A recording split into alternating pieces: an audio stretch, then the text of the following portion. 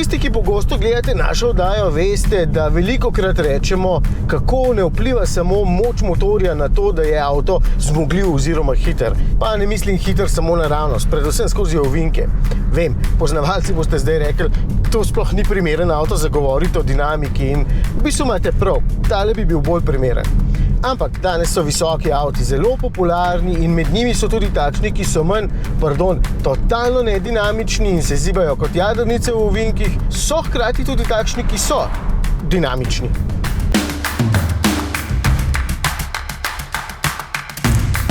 Tale Formentor je zelo lep primer. Pol šibkejši je kot tale 310 konjska zver, ki sem jo vozil že lansko leto.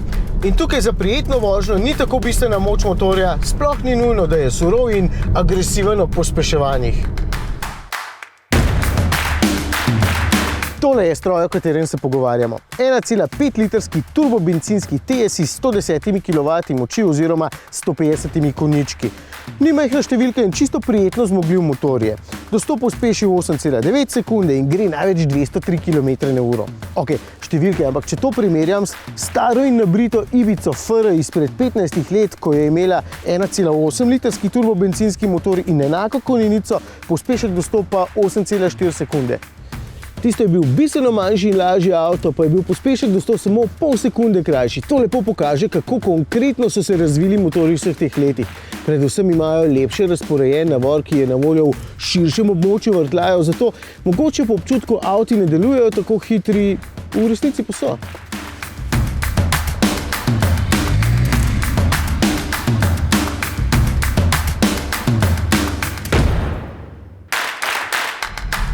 Ker se danes vsi tako zelo trudijo, da bi ugodili strogim zahtevam glede izpustov, motorji res niso več tako divji kot včasih. Tudi zvok je manj izrazit, ker so tukaj še stroga pravila o omejevanju hrupa. No, in zato se meni veliko bolj zanimiva zdi tehnologija aktivnega izklapljanja valjev. Predhodnik tega, 1,4 litrski TSI, je bil v bistvu prvi štirivaljni motor s takšno tehnologijo, ki jo je začel uporabljati zato, da bi dejansko prihranil kakšen deci bencina.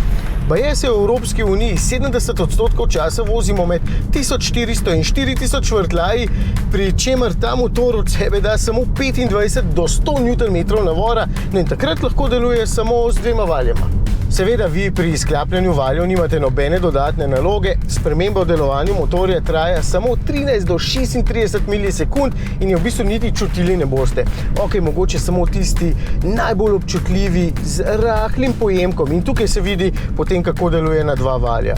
Ko pohodiš plin, pa v bistvu nič ne čaka. Sicer temu motorju priganjanje ne diši preveč, tisti z bolj dinamično žilico, zato raje izberite VZ oziroma Veloz z več kot 300 konjički.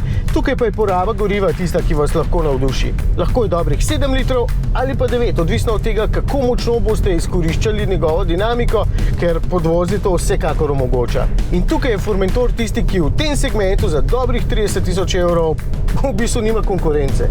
Pa še DSG, tale 7-stopenjski odličen kompanjon motorju. Oba skupaj sta v tem primeru sicer bolj umirjena in s tem avtom boste daleč najbolj uživali, ko boste izkoriščali podvozje. Takrat bosta lepo igrana, prestavljanja menjalnika skoraj čutili ne boste, motor pa bo ves čas lepo tiho in ves čas bo zagotavljal predvsem moči. Kaj sem ugotovil? Da tudi 150 konjev je dovolj v tako velikem avtu, če si želite nekaj dinamike, še posebej, ker je podvozje z večvodilno premo tamle zadaj zelo dobro uglašeno. Cupra torej tudi za tak znesek zna ponuditi nekaj posebnega. No, za tiste, ki ste pa strašno dinamični, pa imajo še kaj več v ponudbi. V bistvu še veliko več.